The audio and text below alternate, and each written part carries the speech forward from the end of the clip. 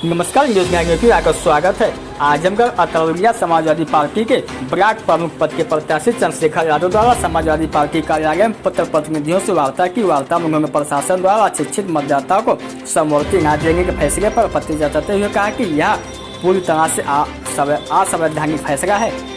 उन्होंने कहा कि अभी इसकी कन्फर्म सूचना तो हमें नहीं मिली है, मगर सूत्रों से सुनने में आ रहा है कि जो मतदाता शिक्षित नहीं है उन्हें समवर्ती व्यवस्था के तहत वोट नहीं डालने दिया जाएगा, जबकि समवर्ती व्यवस्था के तहत अनपढ़ मतदाताओं को मतदान देने का अधिकार है। उन्होंने बताया कि राष्ट्रपति के चुनाव में भी जो सांसद विधायक अशिक्षित होते हैं उन्हें एक सहायक दिया जाता है, जिसके माध्यम से वह अपने मत का प्रयोग करते हैं, मगर अतरौलिया में शासन द्वारा ऐसा फैसला न किए जाने की बात सुनने में आ रही है। अगर ऐसा होता है तो यह किसी भी दशा में ठीक नहीं होगा। इस मौके पर मुख्य रूप से जगदीश पांडे, राधेश्याम यादव, राजू रंजन पांडे, हरराम बागी, धनानंद गिरी, गोविंद पांडे, गोविंद संजय मिश्रा, पिंटू यादव, पप्पू यादव सहित तमाम लोग उपस्थित रहे। आइए सुनाते हैं कि ब्लॉक प्रमुख पद के प्रत्याशी चंद्रशेखर यादव ने क्या कुछ कहा। आजमगढ़ से राहुल पांडे, खास रिपोर्ट। हमारी छोटी सूचना पर सभी प्रिंट मीडिया के लोग उपस्थित हुए। इसको हम सारे लोगों को समाजवादी पार्टी परिवार की तरफ से हार्दिक स्वागत करते हैं। अभी तक जो ये चुनाव की प्रक्रिया चली है उसमें प्रशासन के तरफ से हमको कोई गतिरोध उत्पन्न नहीं किया गया और प्रशासन का रवैया हमारे प्रति बहुत ही अच्छा रहा। प्रशासन के द्वारा कहीं कोई गलतफहमी नहीं की गई।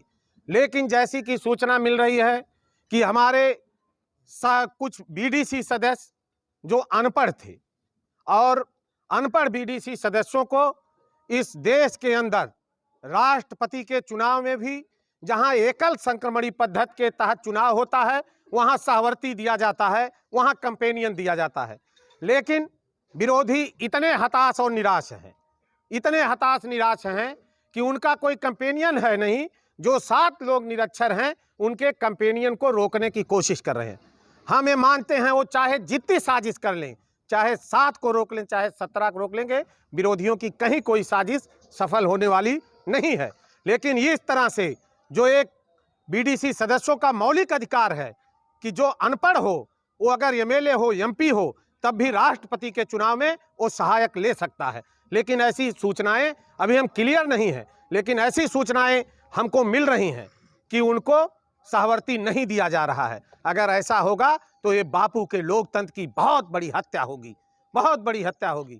रही बात कल चुनाव है, हम लोग चाहेंगे कि यहाँ 22 दिसंबर 2010 को कुछ मन चले लोगों ने बहुत बड़ी घटना कर दी थी जिसमें 2 लोग मारे गए थे, 4 लोग घायल हुए थे। ऐसी सूचनाएं मिल रही हैं कि वही अराजक तत्व पुनः कुछ इस तरह से नादानी हरकत कर सकते हैं। तो आपके माध्यम से हम थाना अध्यक्ष महोदय को, क्षेत्राधिकारी महोदय को, कप्तान साहब को, डीआईजी साहब को, आईजी साहब को, डीजी साहब को ये सूचित करना चाहते हैं कि कल हमारे बीडीसी सदस्यों को लोकतांत्रिक तरीके से वोटिंग के लिए इतनी सुरक्षा मुहैया करा दें कि जिस तरह से नामांकन शांतिपूर्ण संपन्न हो गया उसी तरह से कल मतदान भी शांतिपूर्ण संपन्न हो जाए। नहीं तो यहाँ कल गांव-गांव से लोग चल करके ये अतरौलिया ब्लॉक पे विगत 40 वर्षों से हमारे परिवार को सेवा करने का अवसर मिला है और कल अतरौलिया ब्लॉक की महान जनता बड़ी संख्या में उसमें प्रतिभाग करने के लिए आएगी। इस नाते प्रशासन से आपके माध्यम से हमने फैक्स के माध्यम से डीजीपी, आईजी, दूरभाष पर एसओ, सीओ, एसएसपी को सूचित कर दिया है कि कल चुनाव शांतिपूर्ण तरीके से संपन्न कराइए। तो हम आपके माध्यम से भी इस बात को बता रहे हैं कि कल चुनाव शांतिपूर्ण तरीके से संपन्न हो जाए।